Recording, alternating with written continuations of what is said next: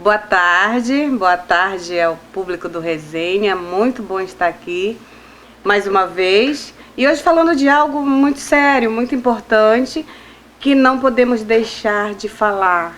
Setembro Amarelo, essa preocupação com a depressão. E no nosso caso aqui, focando na depressão infantil dentro de uma visão pedagógica, né? Então eu, enquanto professora, pedagoga, estou em sala de aula e tenho me deparado também com situações de comportamentos de crianças que têm chamado a atenção. E aí a gente vai, pesquisa um pouco aqui, pesquisa um pouco ali e acaba aprendendo a identificar para que a gente possa estar auxiliando a escola, o serviço pedagógico, a encaminhar essa criança, caso a gente perceba algo que ela esteja precisando de um acompanhamento. Então, uma das coisas que mais me chama a atenção na sala de aula, desse tema importante, que é a depressão infantil, são pelo menos 5 comportamentos. Né? Que o primeiro que me chama muita atenção, que é muito sério, é a irritabilidade. A criança é agitada, a criança é natural que ela seja assim, mas uma criança muito irritada, que tenha esse grau de irritabilidade acima do que a gente considera na média numa sala de aula, já é um chamamento de atenção. Vamos perguntar por que ela está assim, vamos pesquisar com a família, se ela é assim em casa. Então a irritabilidade na criança não é algo muito comum. 2, a dificuldade de concentração. Isso é uma coisa que as crianças têm muito. E muitas vezes não é só uma dificuldade de concentrar, eu não quero levar para outra parte de diagnósticos, porque não cabe a gente enquanto professor, mas essa dificuldade de concentrar também não é comum. É normal até certo ponto, mas não é comum. Então vamos ver o que está dificultando essa concentração nessa criança. Número 3, o sono. Eu recentemente tive um caso na minha sala, onde a criança vinha, ela estava bem, passou um bimestre inteiro participando da aula, e de repente ela começou a dormir na sala. De repente ela começou a vir, pegava o material, sentava, virava a cabeça e dormia. E aí eu tive que checar com os pais, o que está acontecendo? Está dormindo tarde? E aí a família acabou me confessando que estava num momento difícil, de separação. E eu pedi que eles observassem mais, dessem um pouco mais de atenção. Eu acredito que nesse momento resolveu porque ele agora está bem, ele vem para a aula, ele está interessado. Então foi um momento, estava triste, passou, que bom. Mas se não passou, vamos também buscar ajudar essa criança a sair desse comportamento que não é comum para ela. Número 4. Criança que começa a se diminuir, a perder o valor nela mesma.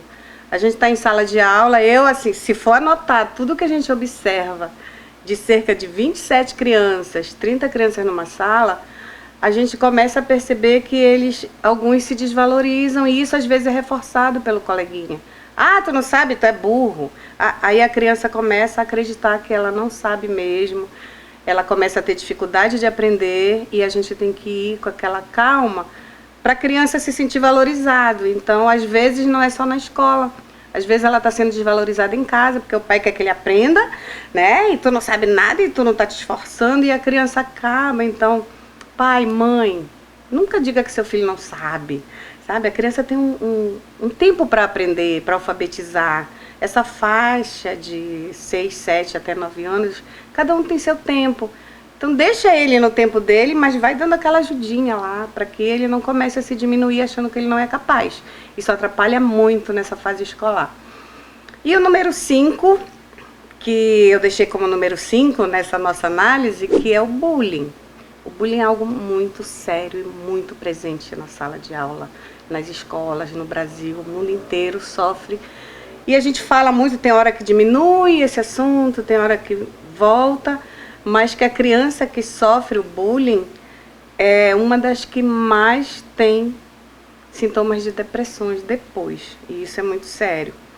Então, vamos verificar também o outro ponto. A maioria das crianças que praticam o bullying, ela de alguma forma também está passando por alguma dificuldade. Não é normal a criança nascer com com esse comportamento agressivo, de sentir prazer no sofrimento do outro. Então tem alguma coisa errada com a criança que pratica e com a criança que sofre o bullying, que acaba sofrendo mais ainda. E assim, a minha dica é, vamos olhar para essas crianças. Pais, sua criança precisa saber o que é frustração. A criança precisa ser contrariada. Deixa seu filho chorar, sabe? Uma coisa que eu levo para minha vida, que eu aprendi com a minha mãe, que eu aprendi a educar minhas filhas assim, não é receita.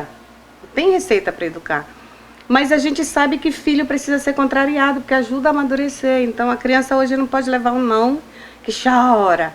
E o choro é a arma que eles têm para conseguir o que querem. Então, se não é de fome e se não está doente, a minha dica é, deixa chorar. Deixa chorar, que ele vai ver que ele não consegue nada chorando, ele passa a querer conversar. Então, se isso é só fase, vai passar, ótimo, que bom, ele é uma criança normal. Mas se esses comportamentos começam a tomar uma proporção, aí sim a gente começa a ter um cuidado maior com eles, né? E eu, enquanto professora, eu vou fazendo aquela mágica, né? Os professores, os colegas, beijos, meus amores, guerreiros, né? Sala de aula todo dia não é fácil, mas eu tenho algumas coisas para mostrar para vocês que me ajudam nesse dia a dia difícil de sala de aula, com muitas crianças, com comportamentos que a gente tem que ajustar para dar a nossa aula. Então, ó, o diferencial, incentivar a leitura. O livro Saci que não tinha uma perna só é o meu companheirão, muitas vezes. E eu tenho desenvolvido um trabalhinho, que agora que eu estou divulgando, mas eu já trabalho com essas coisas aqui há mais de 5 anos, sala de aula.